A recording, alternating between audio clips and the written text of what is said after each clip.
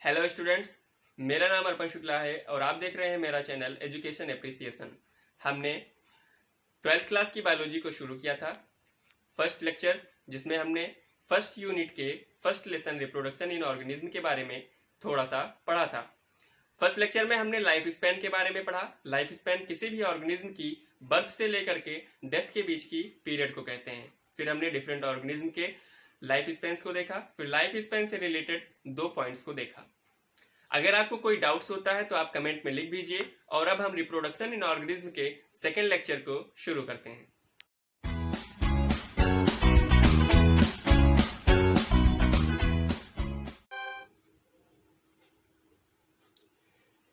Life span से 2 बातें निकल के आती हैं। पहला कि लाइफ स्पैन किसी भी ऑर्गेनिज्म के साइज पे डिपेंड नहीं करती, और दूसरा कि कोई भी ऑर्गेनिज्म इमॉर्टल नहीं होता है। तो फिर ऐसा क्या है जिसकी वजह से किसी ऑर्गेनिज्म की स्पीसीज थाउजेंड्स ऑफ ईयर्स से इस अर्थ पे अभी भी रह रही है?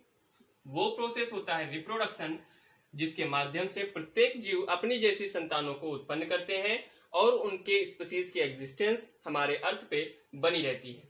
अब हम पढ़ेंगे रिप्रोडक्शन के बारे में। रिप्रोडक्शन क्या होती है?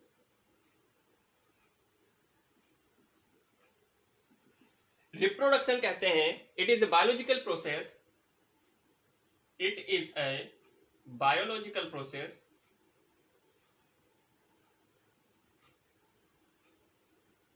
in which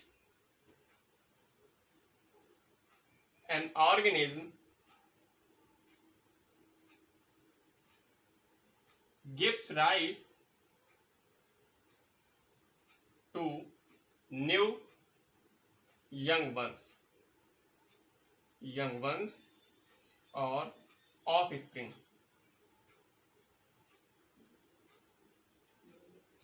it is a biological process. यह एक जैविक प्रक्रिया होती है जिनमें कोई जीव अपने जैसी संतानों को उत्पन्न करते हैं। जीव के इन्वॉल्वमेंट के आधार पर, on the basis of involvement of an organism in the process of reproduction, it is of 2 type. Reproduction को जीवों के इन्वॉल्वमेंट के आधार पे 2 भागों में बांटा गया है। ये प्रोसेस 2 तरीके से होती है। रिप्रोडक्शन प्रोसेस 2 तरीके से होती है। सबसे पहला होता है एसेक्सुअल, जिसको कहते हैं अलैंगिक जनन, और दूसरा होता है सेक्सुअल, इसको कहते हैं लैंगिक जनन। सबसे पहले हम अलैंगिक जनन को थोड़ा सा डिटेल में पढ़ेंगे। इसके कुछ फीचर्स देख लेते हैं। पहला पॉइंट ये है, एसेक्सुअल रिप्रोडक्शन जो होते हैं इनमें सिंगल पेरेंटल होते हैं। इनके जीव सिंगल, जो ऑफस्प्रिंग बनती है वो सिंगल पेरेंटल होते हैं। सिंगल पेरेंटल मतलब होता है कि रिप्रोडक्शन के प्रोसेस में सिर्फ और सिर्फ एक ही ऑर्गेनिज्म इन्वॉल्व होता है। जो सेकेंड पॉइंट है वो ये है, विथ और without formation of gametes. With और without formation of gametes. Gametes जो होते हैं इनको युग्मक कहा जाता है। एक एग्जांपल ले लेते हैं, जैसे ह्यूमंस हैं। ह्यूमंस तो वैसे सेक्सुअली रिप्रोड्यूसिंग ऑर्गेनिज्म होते हैं, लेकिन अगर एग्जांपल के तौर पे देखा जाए तो ह्यूमंस में जो मेल गैमीट होते हैं वो होते हैं स्पर्म, और जो फीमेल गैमीट होते हैं वो होते हैं ओवा या एग। तो ये जो गैमीट्स हैं एसेक्सुअल रिप्रोडक्शन में इनका फॉर्मेशन नहीं होता है, ये नहीं बनते हैं। And the third point is that no fusion of gametes. No fusion of gametes.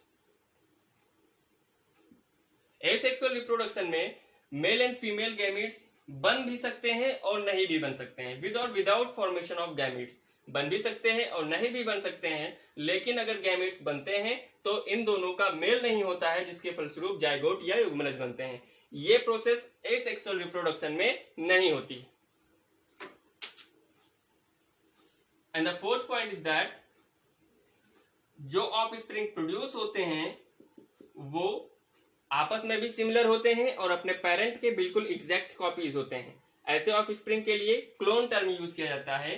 Clone term कहते हैं morphologically morphologically and genetically similar individuals के लिए, morphologically and genetically similar individuals जो होते हैं उनको क्लोन कहा जाता है, जो देखने में और जेनेटिक कॉम्प्लीमेंट के रूप में आपस में और अपने पेरेंट्स से बिल्कुल एग्जैक्ट कॉपीज होते हैं। फिफ्थ पॉइंट हमारा ये है, एसेक्सुअल रिप्रोडक्शन जो होता है स्पीशीज की कंटिन्यूटी को बनाए रखता है। एसेक्सुअल रिप्रोडक्शन स्पीशीज की कंटिन्यूटी को बनाए रखता है, स्पीशीज कंटिन्यूटी में अपना रोल प्ले करता है। सिक्स्थ पॉइंट ये है, asexual reproduction also helps in conservation of characteristics generation after generation। Conservation of characteristic में भी ये हेल्प करता है, कंजर्वेशन ऑफ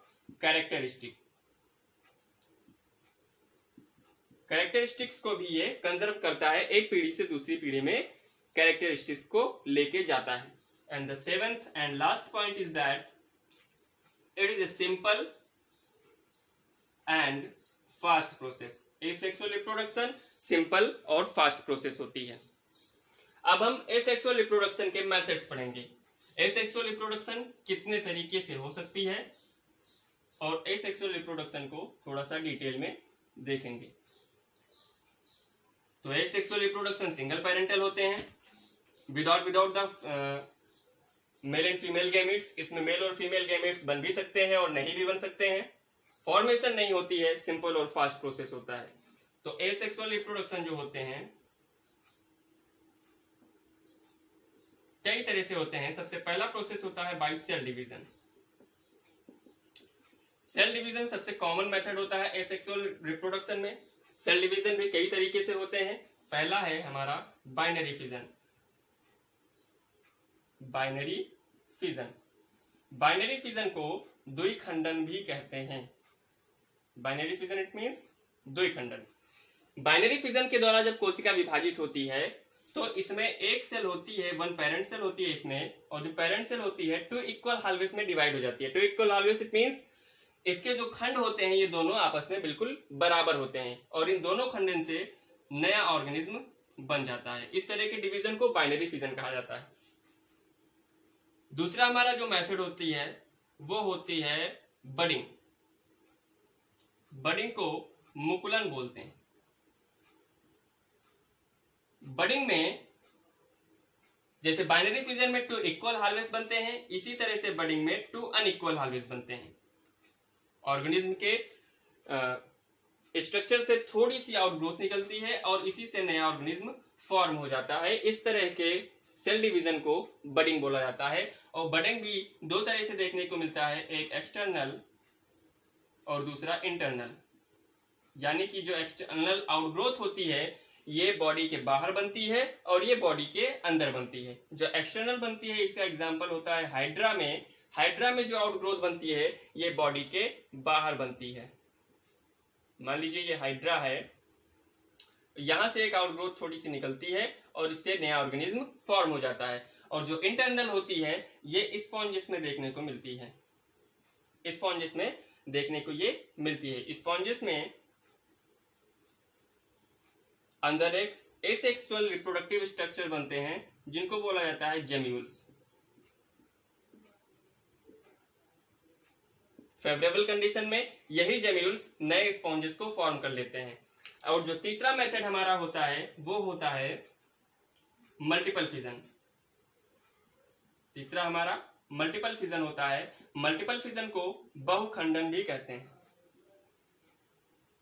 मल्टीपल फिजन को बहुखंडन भी कहा जाता है। मल्टीपल फिजन में जो पेरेंट सेल होती है ये एक से अधिक डॉटर सेल्स में डिवाइड हो जाती है। पेरेंट सेल एक से अधिक डॉटर सेल्स में डिवाइड हो जाती है, मतलब कि एक ही ऑर्गेनिज्म कई सारे ऑफस्प्रिंग को जन्म देता है। मल्टीपल फिजन देखने को मिलता है हमें प्लाज्मोडियम में। प्लाज्मोडियम में हमें मल्टीपल फिजन देखने को मिलता है। कभी कभी बाइनरी फिजन अमीबा, पैरामीशियम और यूग्लिना में देखने को मिलता है। बाइनरी फिजन हमें अमीबा, पैरामीशियम और यूग्लिना में देखने को मिलता है। एडवर्स कंडीशन में अमीबा और पैरामीशियम भी मल्टीपल फिजन दिखाते हैं, मतलब कि अमीबा और पैरामीशियम से भी एक से अधिक ऑफस्प्रिंग बनते हैं। जब अमीबा मल्टीपल फिजन करता है तो इसको स्पोरुलेशन बोलते हैं, और जब पैरामीशियम मल्टीपल फिजन करता है तो इसको एंडोमिक्सिस कहते हैं। तो ये होता है सेल डिवीजन के द्वारा एसेक्सुअल रिप्रोडक्शन। एसेक्सुअल रिप्रोडक्शन जो सिंगल पेरेंटल होते हैं, जिनमें गैमेट्स बन भी सकते हैं और नहीं भी बन सकते हैं, लेकिन इनमें फ्यूजन ऑफ गैमेट्स नहीं होते हैं, यानी कि फर्टिलाइजेशन नहीं होता है और जाइगोट नहीं बनते हैं। तो सेल डिवीजन के द्वारा asexual reproduction cell division binary fission के द्वारा होता है, बडिंग के द्वारा होता है और मल्टीपल फिजन के द्वारा होता है। एसेक्सुअल का जो दूसरा मेथड है वो होता है फ्रेगमेंटेशन।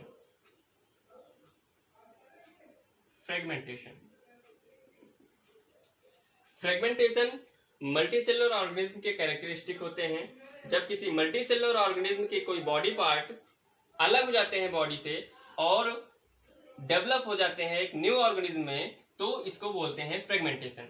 फ्रेगमेंटेशन हमको देखने को मिलती है लोअर प्लांट्स में, लोअर एनिमल्स में भी हमको फ्रेगमेंटेशन देखने को मिलता है। लोअर एनिमल्स में भी जो लोअर प्लांट्स हैं, इसके एग्जाम्पल होते हैं fungi, algae and protonema of mosses.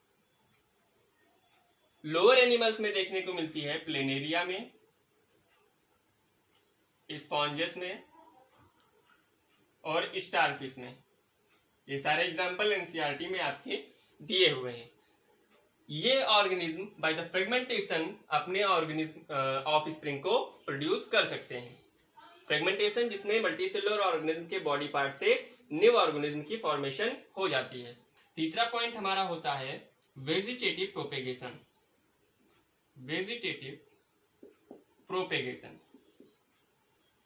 Vegetative propagation को अभी हम आगे डिटेल में पढ़ेंगे, इसको यहीं छोड़ देते हैं, आगे डिटेल में पढ़ेंगे। फोर्थ मेथड जो हमारा एसेक्सुअल रिप्रोडक्शन का होता है, ये सारे मेथड्स एसेक्सुअल रिप्रोडक्शन के ही होते हैं, और एक ऑर्गेनिज्म एक से अधिक तरीके से अपने ऑफस्प्रिंग को प्रोड्यूस कर सकता है। एक ऑर्गेनिज्म एक से अधिक तरीके से अपने ऑफस्प्रिंग को प्रोड्यूस कर सकता है। फोर्थ पॉइंट हमारा होता है बाय द स्पोर्स। स्पोर्स क्या होते हैं? इंपॉर्टेंट है ये स्पोर्स, और वेजिटेटिव प्रोपेगेशन भी इंपॉर्टेंट होता है। स्पोर्स जो होते हैं they are haploid structures, they are asexual reproductive structures, they are haploid होते हैं।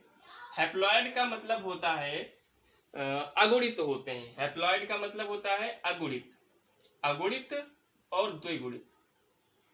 हैप्लॉइड मतलब होता है अगुणित और डिप्लॉइड मतलब होता है द्विगुणित।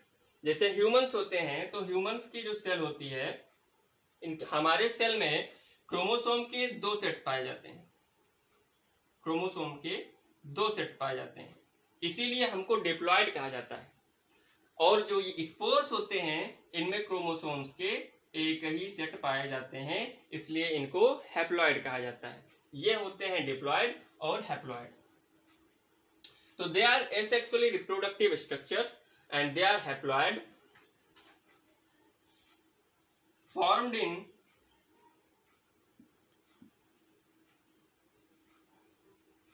sporangia। ये जो स्पोर्स होते हैं ये स्पोरेंजिया में फॉर्म किए जाते हैं।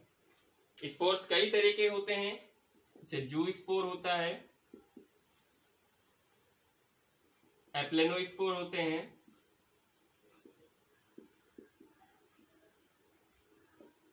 एकिनीड्स होते हैं, कई सारे होते हैं। जू स्पोर के द्वारा एसेक्सुअल रिप्रोडक्शन देखा जाता है क्लेमाइडोमोनास में। मोनास में जो जूस्पोर होते हैं बाइफ्लैजिलेटेड होते हैं, मतलब कि इनमें 2 फ्लैजिला होती है जूस्पोर, और जूस्पोर से ही नया ऑर्गेनिज्म फॉर्म करता है by the asexual mean of reproduction. Akinetes importance है थोड़े। एकिनिड्स जो होते हैं ये ब्लू ग्रीन एल्गी में पाए जाते हैं, ब्लू ग्रीन एल्गी में ये पाए जाते हैं। और ब्लू ग्रीन एल्गी की जो वेजिटेटिव सेल होती है, यानी कि सोमेटिक सेल होती है, वेजिटेटिव जो सेल होती है ये एक्यूमुलेट कर लेती है फूड को एक्यूमुलेट कर लेती है, मतलब गेन कर लेती है कई सारा फूड, और इनलार्ज इन साइज, और साइज में बढ़ जाती है, इनलार्ज इन साइज में बढ़ जाती है, और अपने चारों तरफ एक थिक वॉल का फॉर्मेशन कर लेती है, फॉर्म्स अ थिक वॉल, अपने चारों तरफ एक थिक वॉल को फॉर्म कर लेती है। इसको बोलते हैं akinetes. They are found in blue green algae and some vegetative cells of blue green algae accumulate food and enlarge in size, then forms a thick wall, and this structure is called achinids. और हमारा एक और point है जिसको कहते हैं parthenogenesis.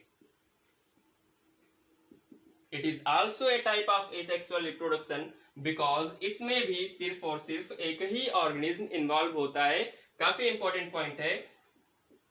Parthenogenesis term दिया था नॉल ने, एक साइंटिस्ट है नॉल, इन्होंने पार्थिनोजेनेसिस टर्म दिया था।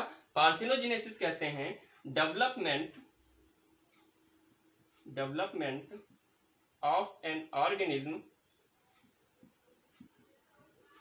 From unfertilised egg. मतलब कि एग में फर्टिलाइजेशन नहीं होता है और उसी एग से नया ऑर्गेनिज्म बन जाता है। इस प्रोसेस को बोलते हैं पार्थिनोजेनेसिस। पार्थिनोजेनेसिस देखने को मिलती है रोटीफर्स में, हनी बी में, सम लिजार्ड्स में भी देखने को मिलती है, और एक बर्ड होती है टर्की में भी पार्थिनोजेनेसिस देखने को मिलता है। ये सारे के सारे एग्जांपल्स हैं पार्थिनोजेनेसिस के। हनी बी को यानी मधुमक्खी को इसीलिए कहा जाता है दे neither have, honey bees neither have parent nor have daughters but have grandparents and granddaughters. मतलब कि इनके ना इनके ऑफस्प्रिंग पैदा होते हैं और ना ही इनके पेरेंट होते हैं, लेकिन इनके ग्रैंड पेरेंट भी होते हैं और इनके ग्रैंड डॉटर्स भी होते हैं। ये होती है प्रोसेस पार्थिनोजेनेसिस की।